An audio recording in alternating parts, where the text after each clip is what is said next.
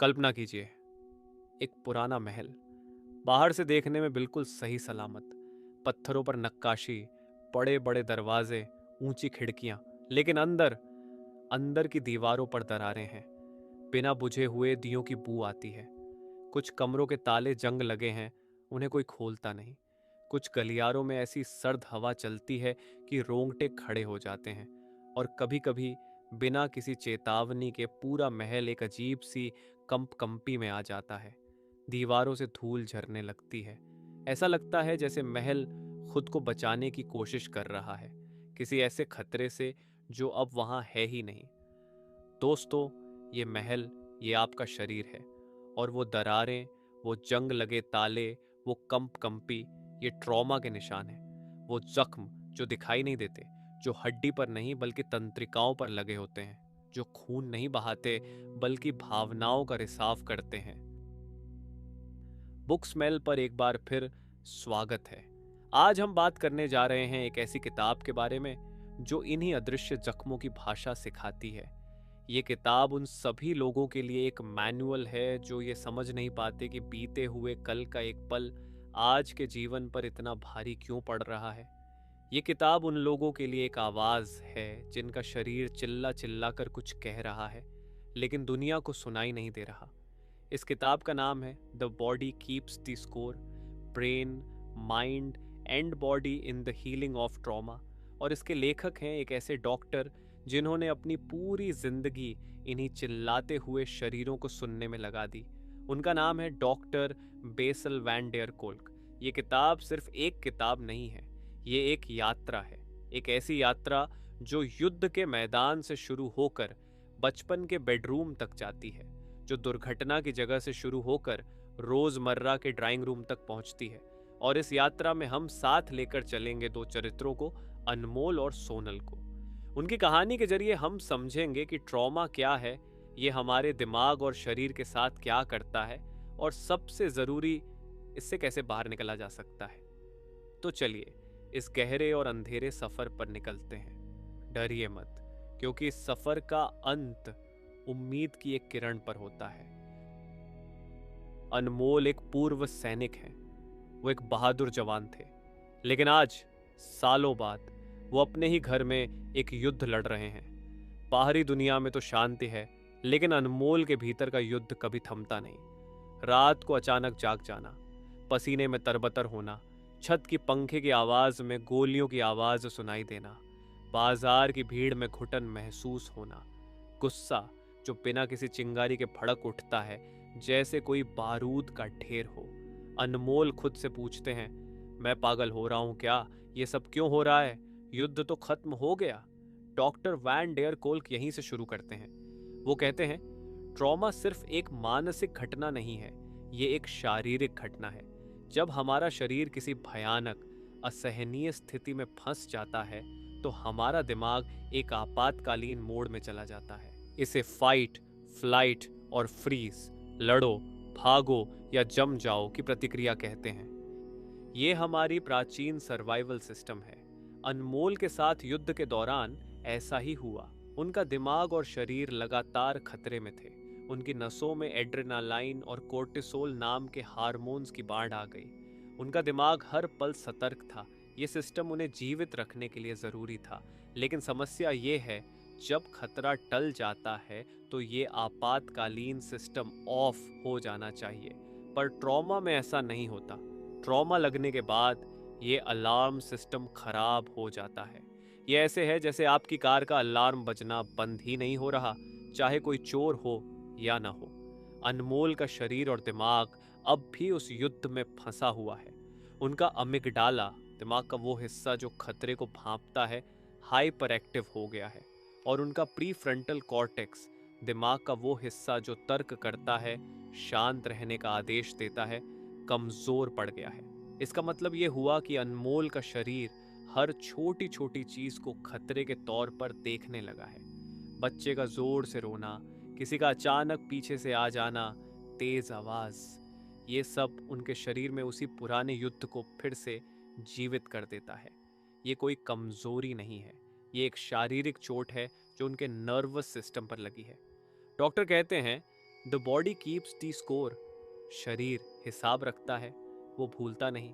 चाहे दिमाग भूल जाए, शरीर याद रखता है। अब हमारी कहानी में आती है सोनल। बाहर से वो एक सफल प्रोफेशनल है, परिवार अच्छा है, लेकिन सोनल के भीतर एक अजीब सी खालीपन है। वो किसी के भी करीब नहीं जा पाती। कोई छुए तो उनका शरीर सिकुड़ जाता है। उन्हें लगातार थकान रहती है। कई बार वो खुद को डिस्कनेक्ट महसूस करती है, जैसे वो अपने ही शरीर में नहीं है, बस एक बाहरी दर्शक है। उन्हें समझ नहीं आता कि ये सब क्यों हो रहा है। उनके पास तो अनमोल जैसा कोई बड़ा ट्रॉमा भी नहीं है। डॉक्टर वैन डेयर कोल्क यहाँ एक और गहरा सच बताते हैं। ट्रॉमा सिर्फ युद्ध, दुर्घटना या बलात्कार जैसी बड़ी घटनाओं से नहीं होता। ट्रॉमा होता है असहायता की स्थिति में फंस जाने से। सोनल का ट्रॉमा उनके बचपन में छुपा है। एक ऐसा बचपन जहां भावनात्मक उपेक्षा थी। माँ बाप शारीरिक रूप से मौजूद तो थे, लेकिन भावनात्मक रूप से अनुपलब्ध। जब सोनल रोती, डरती या खुश होती, तो कोई उनकी भावनाओं को देखता नहीं था, समझता नहीं था, उन्हें सुरक्षा नहीं देता था।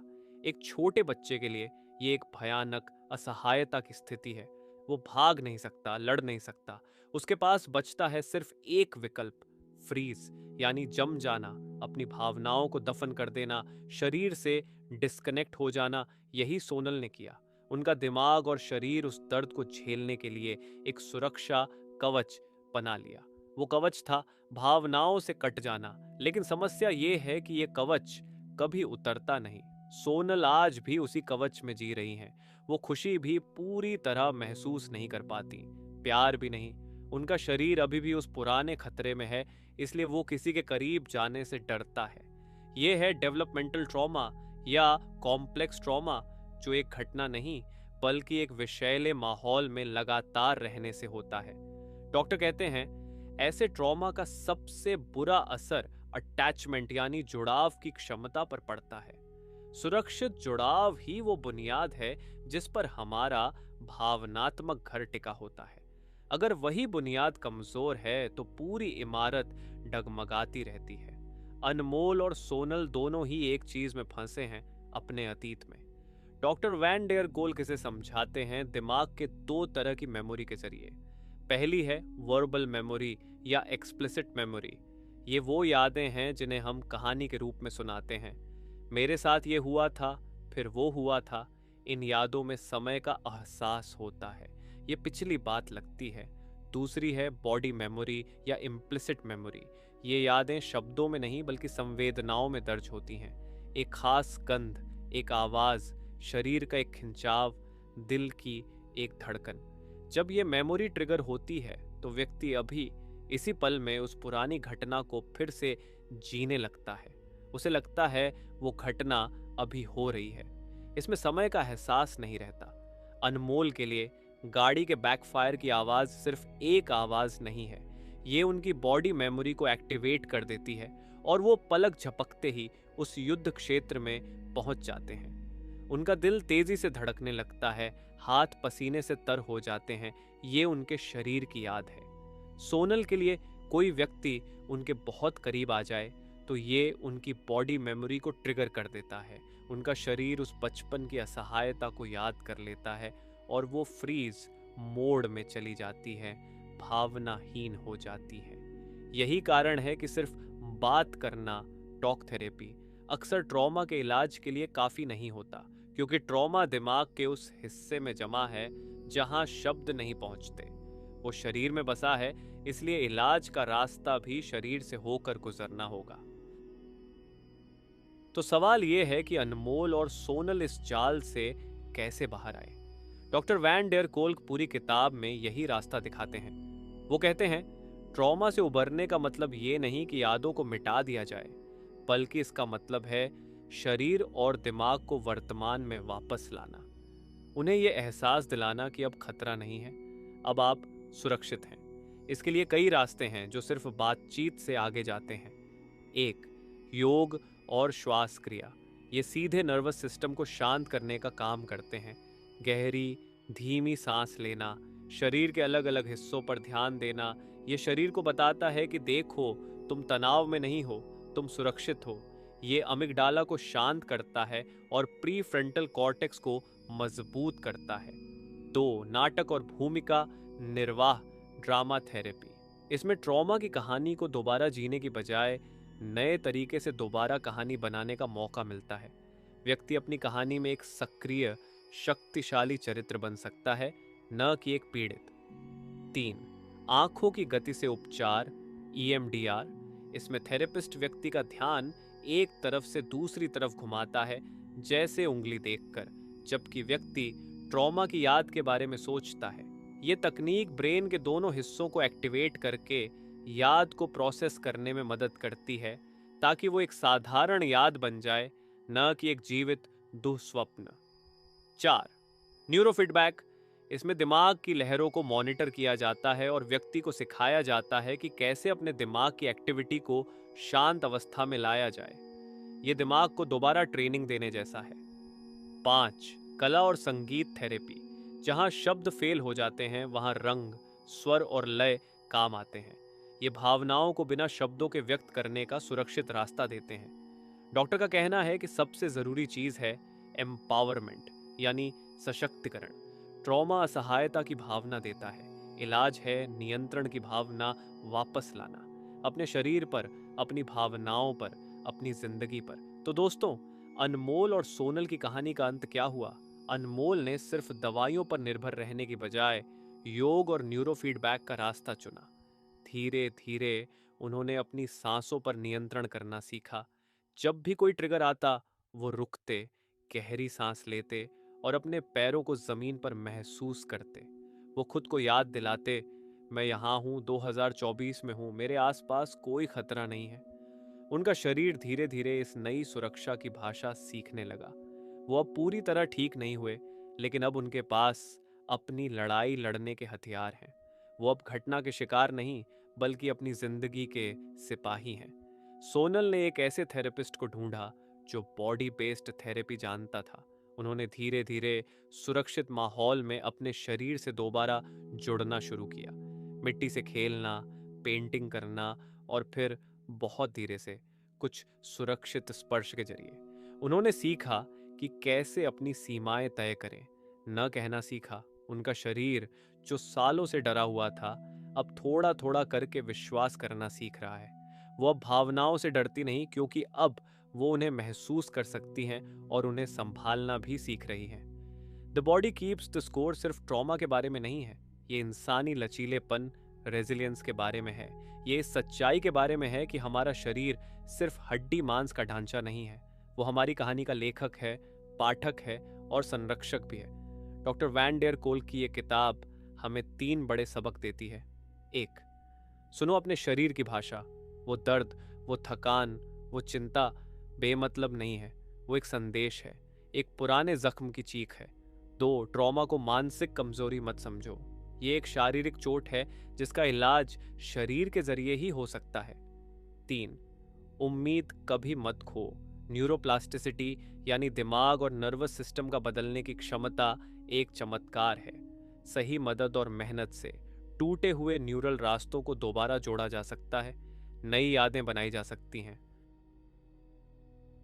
तो बुकस्मेल के प्यारे श्रोताओं, अगर आप या आपका कोई अपना किसी अदृश्य बोझ से दबा हुआ महसूस करता है, अगर शरीर बिना बात के दर्द करता है, अगर अतीत वर्तमान पर हावी होता दिखता है, तो याद रखिए, आप पागल नहीं हैं, आप घायल हैं और घावों का इलाज होता है।